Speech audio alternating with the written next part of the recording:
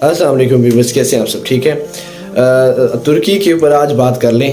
ترکی میں جو زلزلے مسلسل آ رہے ہیں اور بہت سارے لوگ جو ہے وہ اپنی زندگی سے ہار چکے ہیں. مجھے بہت افسوس ہے، میں جو ہے وہ دل سے ان کے لیے دعائے مغفرت کرتا ہوں.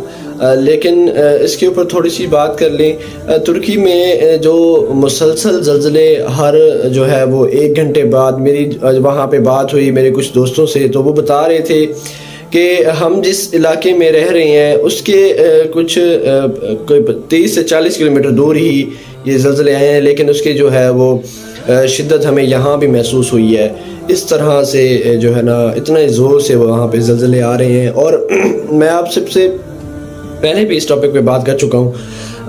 اور ترکی کے ابھی جو صدر ہیں طیب اردگان صاحب، انہوں نے بھی اس میں بہت بڑا رول پلے کیا ہے. اور مجھے جو ہے وہ سننے میں آ رہا ہے کہ انہوں نے اپنی تمام پراپرٹیز جو ہے وہ سیل آؤٹ کر کے اپنی ترکی کی عوام کے جو زلزلے کے زد میں آئے ہیں ان کے جو ہے نا ان کو امداد کے طور پر دے دی ہے. اور ہمارے حکمران صرف اس چیز میں لگے ہوئے ہیں کہ حکومت کس کی آنی ہے، الیکشن کیسے ہونی ہے، میں نے کرسی پہ بیٹھنا ہے، اور عوام کا کسی کو کوئی خیال نہیں ہے. میں بہت زیادہ آبدیدہ ہوتا ہوں کہ اگر کوئی ایک بھی طیب اردگان پاکستان میں پیدا ہو جائے تو پاکستان بہت زیادہ آگے جا سکتا ہے.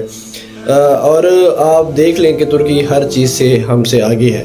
تو میں جو ہے نا بڑا اس بات کو سوچتا ہوں.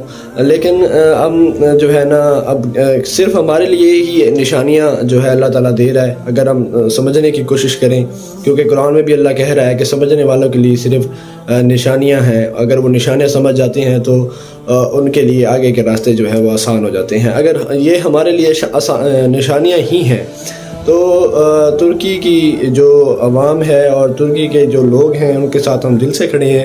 اور اللہ پاک جو ہے وہ ان کے اوپر رحم فرمائے، اللہ پاک ان کے اوپر اپنا کرم فرمائے. اور میری خاص دعائیں ترکی کے ساتھ ہیں. جزاک اللہ، خوش رہیں، اللہ حافظ.